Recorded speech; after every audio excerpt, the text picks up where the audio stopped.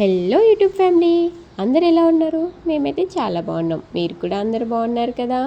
Thumbnail చూసి అందరైతే నవ్వుకోకండి, ఎందుకంటే దివాళీ వీడియో నా అంత లేట్గా అయితే పెట్టేవాళ్ళు ఎవ్వరు ఉండరేమో. ఆ వన్ అండ్ ఓన్లీ పర్సన్ నేనే అయి ఉండొచ్చు. మరి ఏం చేద్దాం, ఇద్దరు పిల్లలతో వీడియోలు తీయాలంటే ఎంత కష్టం ఉంటుందో వీడియోలో తీయడం స్టార్ట్ చేశాకే అర్థమైంది నాకు.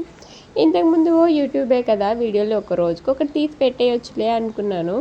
కానీ వీడియో తీయడమే ఒక ఎత్తు అయితే దాన్ని ఎడిటింగ్ చేయాలి, వాయిస్ రికార్డ్ చేయాలి, అన్నీ ఉంటాయి కదా. అవన్నీ చేసేసరికి నాకైతే అస్సలు కుదరట్లేదు పిల్లలతో. అందులో ఒకటి నిజం చెప్పాలంటే, నేను దివాళీ రోజు వీడియో తీసానన్న విషయం కూడా మర్చిపోయాను. దాని తర్వాత తీసిన వీడియోస్ అయితే ఎడిట్ చేసి మీకైతే పోస్ట్ చేశానులే, కానీ దివాళీ వీడియో పెట్టడం అయితే నేను మర్చిపోయాను. ఇంకా ఫొటోస్ వీడియోస్ చూస్తుండే అయితే ఈ వీడియోస్ కూడా కనిపించేసరికి ఇంకా మీకోసం పెట్టలేదు కదా అనేసి నేనైతే ఎడిట్ చేసి పెట్టేస్తున్నాను. మరి చూసేయండి లాస్ట్ వరకు. ఇంకా పిల్లలతో పండగ అంటే మామూలుగా ఉంటుందా? ప్రతిరోజు లేట్గా లేచినా పండగ రోజు మాత్రం తొందరగా లేవాలి అనుకుంటాం, కానీ ఆ రోజే పిల్లలతో మాత్రం ఇంకా లేట్ అయిపోతుంది. నేను లేసానో లేదో నాతో పాటే మా జున్ను కూడా నాకు పని చేసేద్దాం, హెల్ప్ చేద్దామని నాతో పాటే లేస్తుంది. ఇంకా మా వారైతే జున్నుని పట్టుకుంటే నేనైతే ఇంక ఇంట్లో పనులు అవి చేస్తూ ఉండాలి. ఇంకా ఆ రోజు మార్నింగే లేచి ఇంట్లో పూజ అయితే చేయాలి కదా. మా జున్నుగాడికి అయితే కాళ్ళకి పసుపు అయితే రాసి పెట్టాను. ఇంక మా మిన్ను సంగతి అంటారా, మా మిన్ను అయితే అసలు కాలికి పసుపే కాదు ఏది కూడా రాయనీయదు తను వంటికి. ఎంత బ్రతిలాడినా కానీ అస్సలు అంటే అస్సలు రాపించుకోదు. గోరింటాకు కోన్లు లాంటివి కూడా అసలు ఏది పెట్టించుకోదు. ఇంకా మా జున్నుకైతే ఈ వయసులో తెలియదు కాబట్టి ఎలాగో అలా నేనైతే పెట్టేశాను. తర్వాత తనేం చేస్తుందో కూడా తెలీదు. ఇంకా ఆ రోజు పూజ ఉంది. పూజ అయితే కంప్లీట్ చేసేసుకొని ఇంట్లో ప్రవన్నం అయితే వండేశాను. ఇంకా తర్వాతకి మా అత్తయ్య వాళ్ళని అయితే మేము ఇంటికైతే పిలిచాము పండక్కి. వాళ్ళు కూడా వచ్చేసారనమాట. మా అత్తయ్య మరిది ఇద్దరు వచ్చారు. ఇంకా ఫెస్టివల్ ముందు రోజు మా వారైతే ఖమ్మం వెళ్ళే పని ఉంటే ఖమ్మం వెళ్ళారు. వచ్చేటప్పుడే దారిలో క్రాకర్స్ కూడా తీసుకొని అయితే వచ్చేసారు. మా మిన్నుకు అవన్నీ చూపిస్తే ఇంకా సాటిస్ఫై అవ్వలేదంట, ఇంకా క్రాకర్స్ అయితే కావాలంది.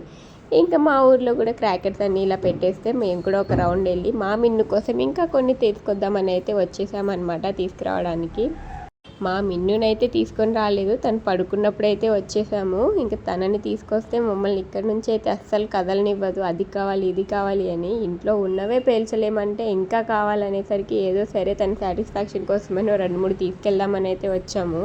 ఇంకా మా వారు తెచ్చిన వాటిలో ఇంకా మిస్ అయినా ఏమైనా ఉంటే అవన్నీ చూసుకొని అయితే తీసుకొని వచ్చాము. ఇంకా రాగానే మా వాళ్ళు అయితే చెకింగ్ చేస్తూ ఉన్నారు, అన్నీ వచ్చాయా ఇంకేమైనా మిస్ అయ్యాయా అని. మా పెద్ద మేడం అయితే చెక్ చేస్తుంది అనమాట. మా జుండుగాడు ఏదో పేల్చేదానిలాగా అది చూస్తుంది.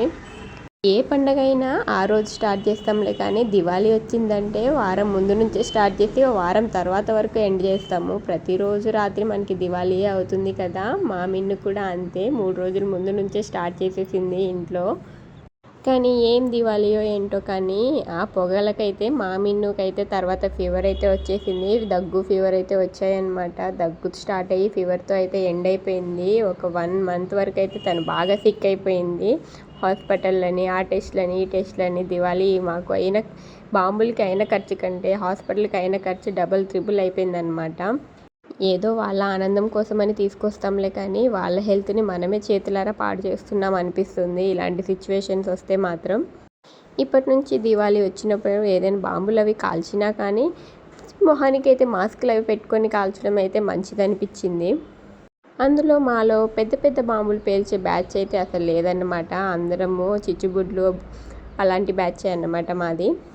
ఇంకా ఆ రోజు మా ఓనర్స్ మేము అందరం అయితే ముందుకైతే వెళ్ళిపోయి ఇంటి ముందుకి ఇంకా మేము అందరం కలిసి అయితే దివాళీ అయితే సెలబ్రేట్ చేసుకున్నాము. మా అత్తయ్య వాళ్ళు మా మరిది వాళ్ళందరూ వచ్చారు కదా. అందరం కలిసి అయితే దివాళీని చాలా బాగా అంటే సెలబ్రేట్ చేసుకున్నాము ఆ రోజు నైట్. మరి మీరు మీ దివాళీని ఎలా సెలబ్రేట్ చేసుకున్నారు? అయినా మీరందరూ అయితే వీడియోస్ ఎప్పుడో పోస్ట్ చేసేస్తుంటారు. నేనే చూడలేదనుకుంటా మీ దివాళీ సెలబ్రేషన్స్. సరేలేండి, మీ వీడియోస్ చూడకపోయినా నా వీడియో అయితే చూసేయండి.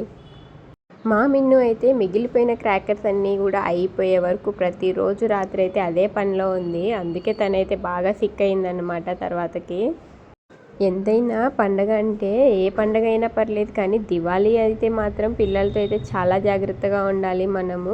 వాళ్ళు ఏదో ఆనందపడతారు, వాళ్ళు మంచిగా ఎంజాయ్ చేస్తారు అనుకుంటాంలే, కానీ తర్వాత మళ్ళీ వాళ్ళు బాధపడతారు. వాళ్ళని చూసి మనము బాధపడాల్సి వస్తుంది.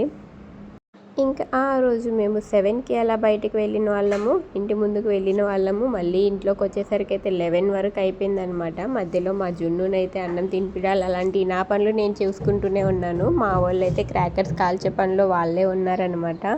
ఆ రోజు ఇంటి ముందు దీపాలు పెట్టినవి అవి ఇవి ఏమి వీడియోస్ అయితే షూట్ చేయలేకపోయాను. దీపాలు పెట్టేది నేనే కదా, ఇంకా నాకు వీడియోస్ తీయడం కుదరలేదు. ఎందుకంటే మా జున్నుగాడు కూడా నాతోనే ఉంటుంది ఎక్కువ. ఇంకా తనని పట్టుకోవాలి, వీడియోస్ తీయాలి అంటే చాలా ఇబ్బంది అయిపోతుంది.